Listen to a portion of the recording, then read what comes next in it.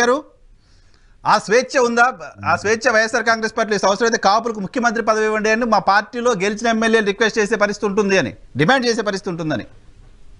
Sir గతంలో Congress party ఊపులో ఉన్నప్పుడు కూడా వాళ్ళ రాజశేఖర రెడ్డి గారు చనిపోయిన టైంలో అంత నుంచి సమర్థులైనటువంటి బొత్స గారు ఉన్నారు, కన్నా లక్ష్మీనారాయణ గారు ఉన్నారు, ప్రజారాజ్యం పార్టీ అధినాయకుడు చిరంజీవి గారు ఉన్నారు. వాళ్ళందరినీ దాటి కిరణ్ కుమార్ రెడ్డి గారికి ఎందుకు ఇచ్చుకున్నారండి? ఏవంత తోపని ఇచ్చుకున్నారు కిరణ్ కుమార్ రెడ్డి గారికి. సరే, అది కాంగ్రెస్ పార్టీ, వైఎస్ఆర్సీపీ కదా ఇది. కాంగ్రెస్ అమ్మా, అది కాంగ్రెస్. ఎందుకు ఇచ్చుకున్నారు? కాంగ్రెస్ లో ఉన్నప్పుడు కాంగ్రెస్ నుంచి చీలి పుట్టిందే కదా ఈ పుట్టుక. ఏమన్నా కొత్తగా ఉద్భవించిందా? లేకపోతే మీ ఆశయాలు మీ ఉద్దేశాలు చూసి ఎవరన్నా పార్టీలో జాయిన్ అయ్యారా? కాంగ్రెస్ చీల్చి రక్తం ముద్దల్లో మీరు పార్టీ పెట్టిన వాళ్ళు మీరు ఈ రోజు కాపు రిజర్వేషన్ ని అన్ని రకాలుగా ఆపింది ఎవరండి?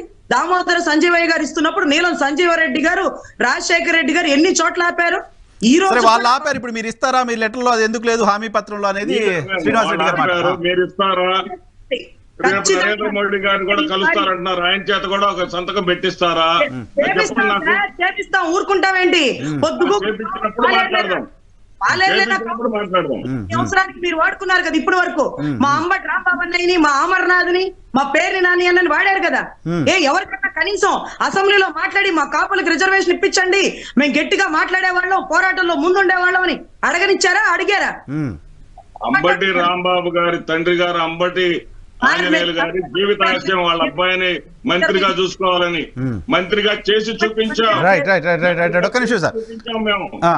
ఒక్క నిమిషం. కేశినేని నాని గారికి సంబంధించిన హడావుడి, సారీ గాయత్రి గారు, కేశినేని నాని గారు ఇప్పుడు మా వైఎస్ఆర్ కాంగ్రెస్ పార్టీలో మీరు ఏదో లిస్టులు అభ్యర్థుల్ని, సిట్టింగ్ అభ్యర్థులను మారిస్తే గొడవ అయిపోతుంది, గందరగోళం అయిపోతుంది వైఎస్ఆర్ కాంగ్రెస్ పార్టీలో అంటున్నారు. మీరు ఒక్క సీటు మారిస్తే మొత్తం విజయవాడలో గందరగోళం, కలకలం, మీటింగ్స్. అవునవును, అవుతున్నాయి. అంటే ఇది చాలా కామన్ గా జరిగిద్ది. యాక్చువల్లీ కేసీఆర్ నాని గారు అంటే ఆల్రెడీ 2 times సిట్టింగ్ ఎంపీగా చేశారు. మరి ఇప్పుడు బాబు గారు ఏమైనా కొత్త వాళ్ళకి అవకాశం ఇద్దాం అనుకుంటున్నారా? లేకపోతే ఇందాక అంటే బీజేపీ స్పోక్స్ పర్సన్ కిరణ్ గారు చెప్పినట్టు రవి గారు చెప్పినట్టు మేబీ రేపు ఎలా ఉంటాయో పొత్తులు ఏంటి, ఏ సీట్ ఎవరికి వెళ్తుందో తెలియదు కాబట్టి ఏమైనా అలా హోల్డ్ లో పెట్టారా నాకైతే ఐడియా లేదండి. బట్ అవుతీగా ఎవరి ప్లేస్ మార్చినా సరే కొంచెం ఆ డిస్టర్బెన్స్ అయితే ఉంటుంది. వైసీపీ విషయంలో మీరు అంత లైట్ తీసుకోలేదు అవుతీగా కామన్ గాని వాళ్ళు 39 మంది మారిస్తే 2-3 జరిగితే పాపం వాళ్ళ మీద పడిపోయారు మీరంతా. అంటే కాదు, ఎక్కడైనా 1-2 అయితే మారిస్తే ఎవరు మాట్లాడాలి, సహజంగా జరిగిద్ది. మేము విన్నది ఏంటంటే 80 మంది మీద అసంతృప్తి ఉంది, 80 మందిని మారుస్తారు. ఇప్పటిదాకా నాకు తెలిసి రోజా గారి సీట్ కూడా కన్ఫర్మ్ కాలేదు అనుకుంటున్నా నేనైతే, నాకు తెలిసి. మరి అంత అన్సెట్ గొంతేసుకొని మైక్ కనిపించినప్పుడు అమ్మనా బూతులు తిట్టి ఆవిడకి సీట్ ఇంకా కన్ఫర్మ్ అవ్వాలి. అలాంటి వాళ్ళు చాలా మంది ఉన్నారు. డిమాండ్ చేస్తారా ఏంటి? వద్దనే కదా మీరు కూడా కోరుకునేది, వాళ్ళకి సీట్ ఇవ్వద్దనే కదా. అది కాదండి. అవును, రైట్ నౌ ఇప్పుడు వైసీపీ రివైజ్డ్ లిస్ట్ ఏదైతే మార్చారో మేమైతే దాన్ని వెల్కమ్. నేనైతే యాజ్ అ పార్టీ, టీడీపీ పార్టీగా మాకు కొంచెం కాంపిటీషన్ ఈజీ అవుతుంది.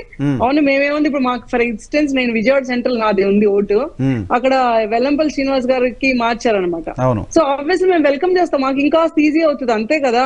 మాకు ఎవరో నాన్ లోకల్ వచ్చి పక్కన సెంట్రల్ లోకి వచ్చినా మాకు ఈజీ అవుతుంది. బాండమ్మ గారికి ఇంకా ఈజీ, కేక్ వాక్ అయింది. సో మేము వెల్కమ్ చేస్తాం. కాకపోతే వాళ్ళ ఆర్తనాదాలు చూసి బాధేసింది అంతే. ఇప్పుడు ఆర్కే గారు ఉన్నారు, మంగళగిరి ఆర్కే గారు, ఆయన ఎందుకు మరి ఇప్పుడు షర్మిల పార్టీలోకి వెళ్లాల్సిన అవసరం ఏంటి? మొన్నటిదాకా అన్నయ్య సర్వస్వం అని చెప్పి నెత్తిన చెప్పులు పెట్టుకుని తిరుగుతా అన్నాడు. ఈ రోజు ఎందుకు మారారు? ఆయన ఎందుకు మారారో మీకు ఎలక్షన్ తర్వాత తెలుస్తుంది. ఆగండి, ఆయన ఎందుకు మారారో ఎలక్షన్ తర్వాత తెలుస్తుంది. పైగా సబ్జెక్టు కరెక్షన్, అది షర్మిల పార్టీ కాదు, కాంగ్రెస్ పార్టీ. షర్మిల పార్టీ తెలంగాణలో, అది కాంగ్రెస్ పార్టీ. అంటే ఇప్పుడు షర్మిల గారు అయిపోయారు, కాంగ్రెస్ లోకి వచ్చేసారు కాబట్టి నేను బై మిస్టేక్ ఇంకా వచ్చేసింది. గాయత్రి గారు మీరే మాట్లాడతారు కానీ చిన్న విషయం అండి.